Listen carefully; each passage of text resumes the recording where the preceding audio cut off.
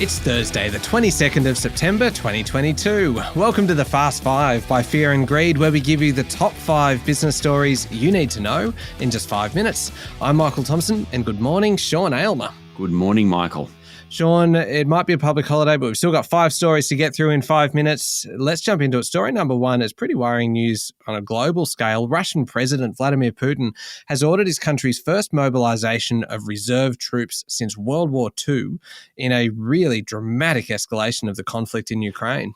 President Putin made a televised address yesterday where he warned the country would use all available means to protect its people, adding that it is not a bluff. It's a partial mobilisation of troops, which will see 300,000 reserves called up. It'll also apply to those with previous military experience. Putin claims the West wants to weaken, divide and destroy Russia. He accused Western leaders of engaging in nuclear blackmail and vowed to respond to any threats against his country. Perhaps most alarming was his thinly veiled threat to use nuclear weapons if necessary. The timing's particularly interesting. US President Joe Biden is set to address the United Nations targeting Russia. The White House says President Biden will offer a firm rebuke of Russia's unjust war in Ukraine and make a call to the world to continue to stand against the naked aggression that we've seen these past several months. All right, on to story number 2. And yesterday, Reserve Bank Deputy Governor Michelle Bullock revealed that the COVID pandemic support measure to buy $300 billion worth of bonds lost money. Yes, I mean, in a sense, that's what's supposed to happen, because when you buy the bonds, you're trying to support the market and people are selling off, so the price is falling. You'll remember that bond buying was part of the COVID support measures of quantitative easing, ensuring that money was available to support government spending and the economy. At one point, the Reserve Bank was buying $5 billion worth of federal and state government debt per week, and by February this year, it bought about $224 billion of federal debt and nearly $60 billion of state and territory government debt. Meanwhile, interest rates have been going up. So we've had yields rising, which means prices fall. So what the Reserve Bank is holding in its hand is worth less. Overall, Michelle Bullock said the bank had made underlying earnings of $8.2 billion last financial year, but the valuation loss, that's what we're talking about, is nearly $45 billion. That leaves about a $37 billion loss for the government's coffers. That's an excellent lesson in bonds in about 40 seconds flat. Well done, Sean. Thank you. Story number 3 today, it's a really shocking story, actually. This is out of the AFL in the last 24 hours. Hawthorn, which isn't playing in the grand final this weekend, is dealing with some horrific allegations relating to their treatment of Indigenous players. It's very confronting, this, Michael. In the days before the grand final, the AFL should be celebrating the best aspects of the game.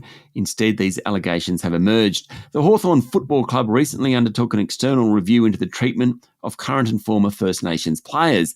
That review has not been publicly released, but yesterday the ABC detailed allegations contained in the report, claiming that the club demanded some First Nations players split from their partners and live separately from their family.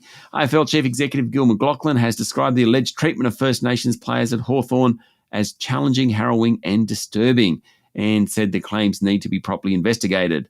A panel of 4 independent experts is being assembled to be led by a King's Counsel, where the investigation will allow the accused to be heard.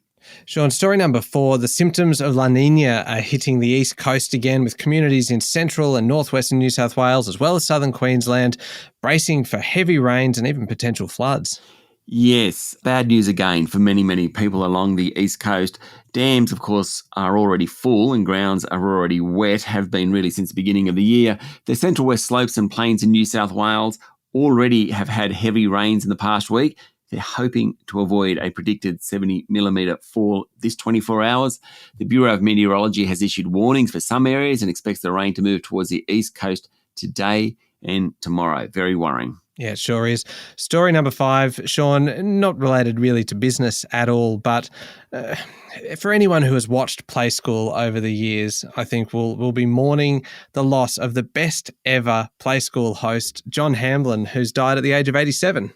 I must say, I do remember John Hamblin from my younger years. He was a Play School presenter for almost 30 years between 1970 and 1999. He was known to be a master of the cheeky smile, the witty one-liner, and his performances were popular with children and adults alike. Of course, his nickname was Naughty John. All right, there we go. The top 5 stories in 5 minutes. Thank you, Sean. Thank you, Michael. It's Thursday, the 22nd of September, 2022. Remember to hit follow on the podcast. And if 5 minutes isn't enough for you, you can find our longer daily show called Fear and Greed wherever you listen to podcasts. I'm Michael Thompson, and that was the Fast 5 by Fear and Greed.